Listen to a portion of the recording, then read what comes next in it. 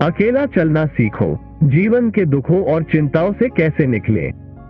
बाबा नीम करोली महाराज जी की वचनशीलता का एक महत्वपूर्ण सिद्धांत है, अकेला चलना सीख लो।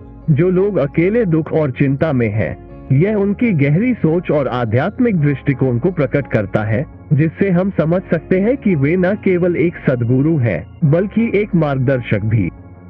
आगे बढ़ने से पहले हम आपसे एक अनुरोध करते हैं कि कृपया हमारे चैनल को सब्सक्राइब करें और इस वीडियो को लाइक करें। वीडियो देखने के बाद अपने प्रिय और परिजनों के साथ साझा करें। अगर हम इस वचन को समझें, तो हमें ये बात स्पष्ट होती है कि जीवन में हमें कभी कभी अकेले ही आगे बढ़ना पड़ता है।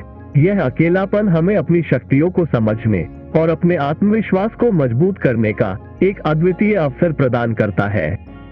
बाबा नीम करोली महाराज जी का कहना है कि वे लोग जो अपनी दुखों और चिंता में हैं, वे अपने आत्मा के साथ एकाग्र होकर आगे बढ़ सकते हैं। ये सीखना आवश्यक है कि हम अपने आत्मविश्वास को कैसे बढ़ाएं और किसी भी परिस्थिति में अपने आत्मा के साथ मिलजुल कर चलें। आत्मा की संवादशीलता और सद्गुरु के उपदेशों का पालन करना हमें अपने आत्मविकास में मदद कर सकता है।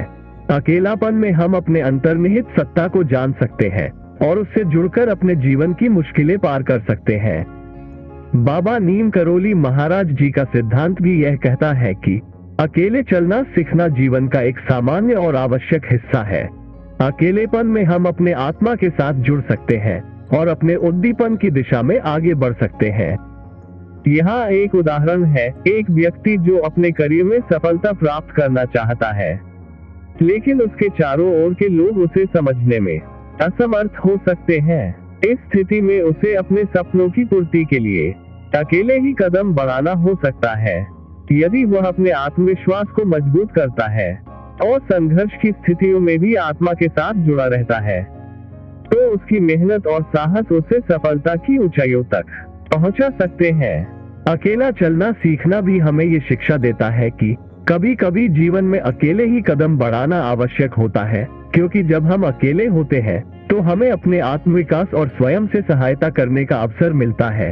इस प्रकार बाबा नीम करोली महाराज जी का उपदेश हमें सिखाता है कि अकेलापन को एक सकारात्मक दृष्टिकोण से देखना चाहिए, जिससे हम खुद को समझ सकें और अपने लक्ष्यों की प्राप्ति के लिए सक्रिय रूप से काम कर सकें।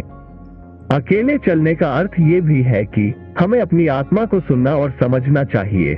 बहुतंत्र में हमें अनेक सारे रुख मिलते हैं, लेकिन हमें अपने आत्मा की गहराइयों में जाकर अपनी मार्गदर्शन करनी चाहिए।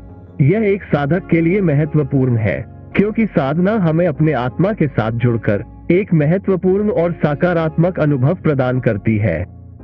बाबा नीम करोली महाराज जी के उपदेशों के माध्यम से हमें ये भी शिक्षा मिलती है कि जीवन की यात्रा में हमें समय समय पर अकेलापन का सामना करना पड़ता है। ये किसी भी स्थिति में हो सकता है।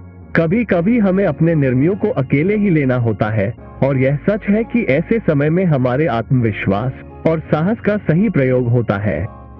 अकेला चलना सीखने का अर्थ ये भी है कि हमें अपनी आत्मा की सुनी रखनी चाहिए, लेकिन यह इसका तात्पर्य नहीं है कि हमें अन्यों से सहायता लेने में असमर्थ होना चाहिए। अकेले होने का अर्थ यह है कि हमें अपनी अंतर्निहित शक्तियों का सही तरीके से अनुप्रयोग करना आना चाहिए, लेकिन हमें ये भी समझना चाहिए कि सहायता और साथीता भी हमें सफलता की ऊंचाइयों तक पहुंचने में मदद कर सकती है।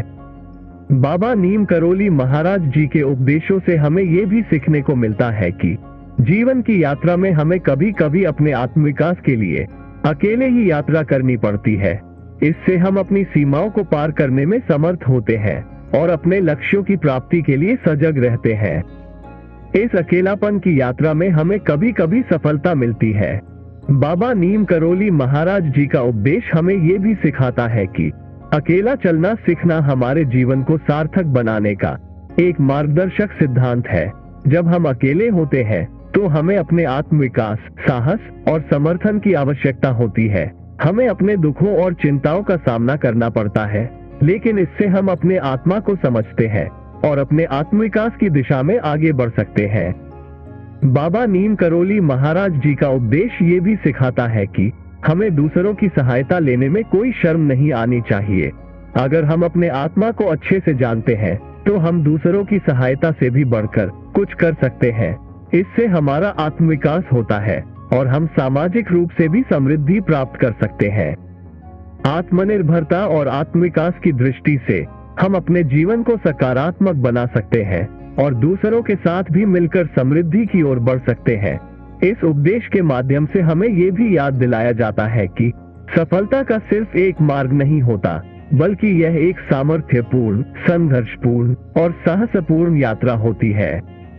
समाप्त करते हुए हम यहाँ आत्मसमर्थन और सामर्थ्यपूर्ण जीवन के महत्वपूर्णता को समझते हैं और बाबा नीम करोली महाराज जी के उपदेशों का महत्वपूर्ण अंश समझते हैं। अकेला चलना सीखना और अपने आत्मा के साथ जुड़कर अपने जीवन की महती हुई यात्रा में आगे बढ़ना हमें सजग बनाता है और हमें अपने लक्ष्यों की प्राप्ति में सहायता करता है।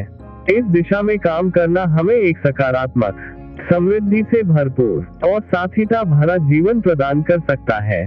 धन्यवाद। जय बाबा जी।